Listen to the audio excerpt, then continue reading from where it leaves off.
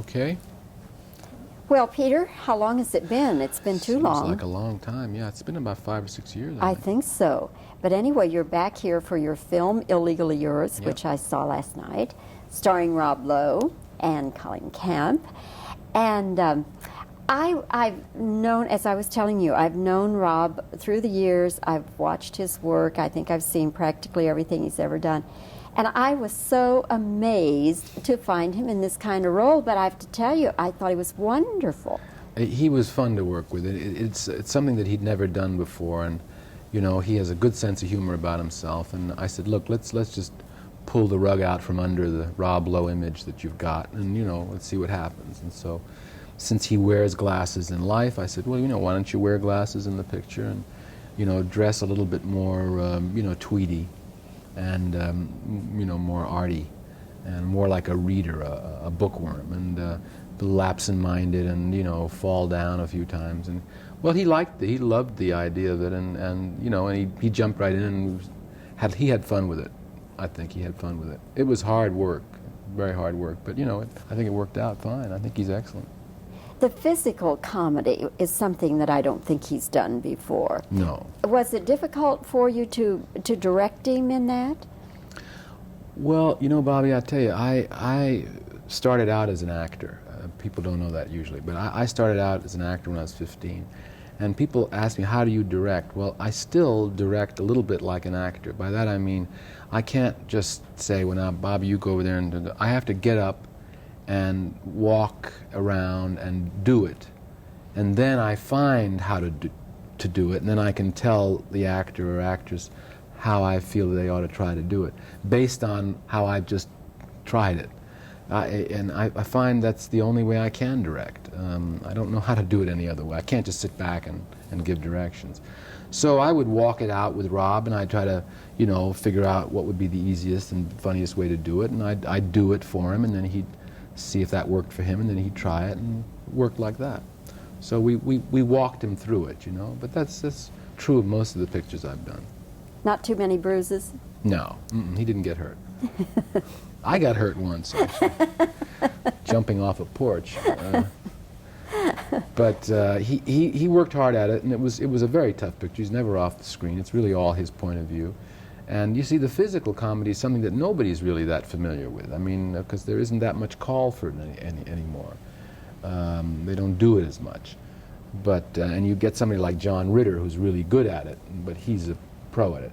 But most young actors, they don't know how to do this stuff. And we forget, for example, we think of Cary Grant as the suave, debonair, sophisticated comedy player. But he fell down a lot. I mean, he did those kind of jokes, you know. In fact, he was the first one to do that kind of physical humor for Leo McCarey back in 50 years ago, 1937. In this picture, it's very much like a picture of the 30s, a screwball comedy type of thing. And if you were casting it back in those days, who would have been the Rob Lowe part?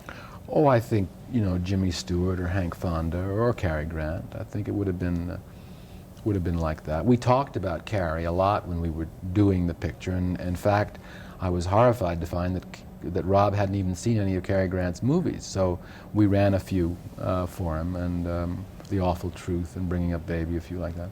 And so he could see that you can be sophisticated, you can be masculine, and still, you know, fall down and recover. And I think that that helped him a lot to see that can be that tradition, because that tradition has died out a bit, you know. We have leading men, and then we have comics, and the idea of having a leading man be a comic is something that's died out a bit. It started in the late 30s with McCarey and Cary Grant, and then really Preston Sturges, I think, in the early 40s was the last one to really do that. And after that, it kind of went into eclipse, and you haven't seen that sort of stuff until you know, until something like What's Up, Doc? We did that again. I love it. I think the audience likes it. I think the audience loves to take a good-looking guy or a good-looking woman and see him fall down, and it kind of brings them down to, you know, to some place they can understand that, you know, because in life people do fall down. Yes. You know. Who would have been the Colleen Camp part of the 30s? I think probably Lucille Ball, or you know, that period, or Lombard, or somebody like that, you know. Yeah, good choices.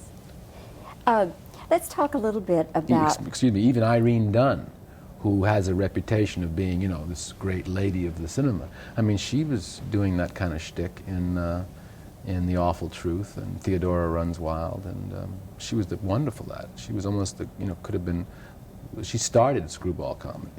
And as a matter of fact, now that I think about it, Colleen even looks a little bit like Irene Dunne. She does, yeah, she does. She's very good. It's really more of a serious part that she plays. It isn't as funny as what she did for me in They All Laughed, for example, but I think she's quite good in it. Yeah. I like the idea of casting somebody who wasn't falling down over Rob Lowe right from the beginning, you know.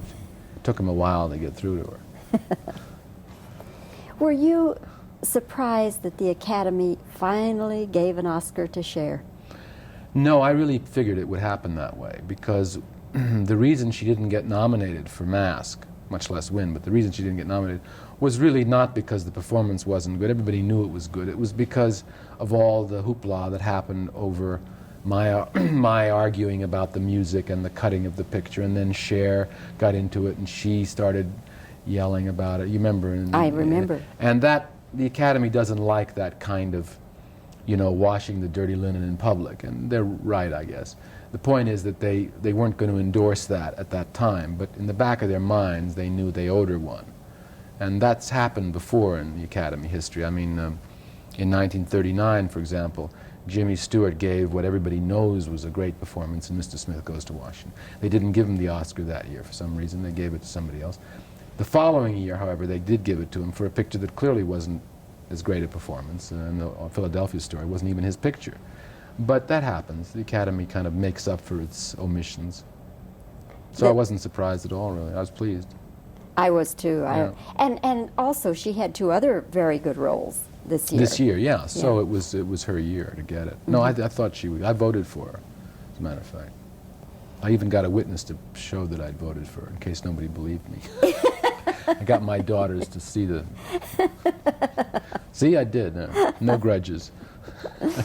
What is this I hear about you're going to do a sequel to The Last Picture Show? Well, yeah, Bobbie. Larry McMurtry wrote a sequel, a novel called Texasville, which came out last year, and it's a very, very good book, novel. And a studio, DEG, De Laurentiis, acquired the book, and we were going to do it this year in Sybil Shepherd's hiatus from Moonlighting. However, the studio, De Laurentiis, ran out of money, and the picture had to be canceled. And then we couldn't get the rights back in time because the banks were sitting on it. So we couldn't get the rights in time to make Sybil's hiatus this year. So she did another picture. So we now have the rights. We just got them back about 3 weeks ago. So we are planning to do it next year. I'm going to shoot it in Wichita Falls, as we did the first one, and we'll probably shoot some scenes a little closer to Dallas. And Sybil's agreed to do it, and Jeff Bridges will be recreating his role, and Tim Bottoms, Cloris Leachman, Eileen Brennan, John Hillerman is going to. He had a small part in the other one. He's got a little bit bigger part in this one. And Randy Quaid, they'll all be back. And I'm very excited about it. I am too. That sounds like a wonderful project. I think it will be. It's very different from the first one. The first one was very it was a kind of a dramatic, almost a tragedy with a lot of comedy. This is a picture with a lot of comedy with an undertone of tragedy. Do you have any sort of reservations, Peter? Because always people want to go back and draw comparisons. So the fact that you know this will be compared to the first one, does that bother you at all?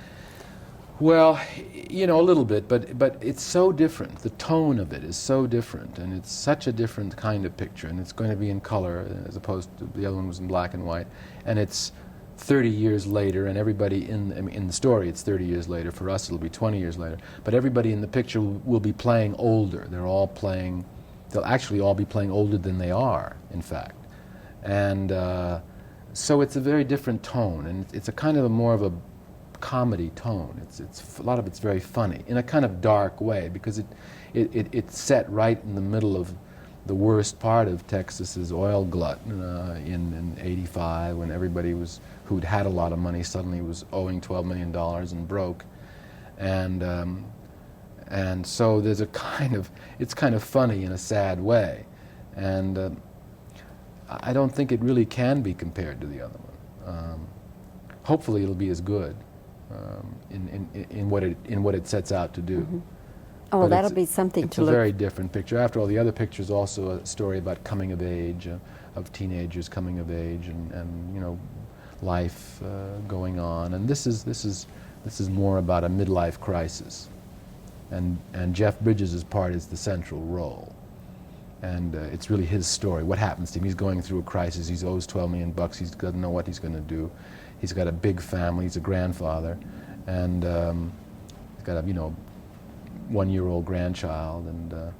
And Sybil plays a woman who plays J.C. and she left town and went away and went to Europe and got married and became a kind of a second-rate movie star in Italy and had some kids. And one of her children tragically was killed in an accident in Italy. This is the story. And now she comes back to Texas, and she's hiding out in this big house, and everybody's wondering what she's like. And then she and Dwayne, Jeff, get involved again. Not romantically, as it turns out, but well, I don't want to tell you more. But the book is wonderful. It's a wonderful book.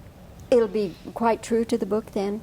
Yeah. The trouble is we have to cut a lot out of the book because it's so much. It's got so much in it that it's going to be a question of reducing it. We don't need to add anything to it. It's just a question of subtracting. What's wonderful is that all of these people have become such big stars in the meanwhile. Yeah. So you will have a really star-studded cast. Yeah. Well, we're trying to get Columbia to reissue the old picture too, with some new footage that I'm going to put it into it that was taken out at the time that I always felt should be in it. That Larry and I both felt should be in it. So I'm hoping to just get that done. But you realize there were 9 people in the picture who became stars, not counting Larry, who since then has won a Pulitzer Prize, and me. So yeah, it's great. It could be exciting. I'm very pleased that we're going to do it. Well, Peter, we'll look forward to having you back in Texas. Yeah, it'd be nice to be back. Yeah, here. that'll be great. Yeah, I love this state. And meanwhile, we'll tell everybody to go see Illegally Yours. Great. I hope you do, and I hope they enjoy it. I think it's a fun picture. Thanks, Peter. Thanks, Bobbie. Good. But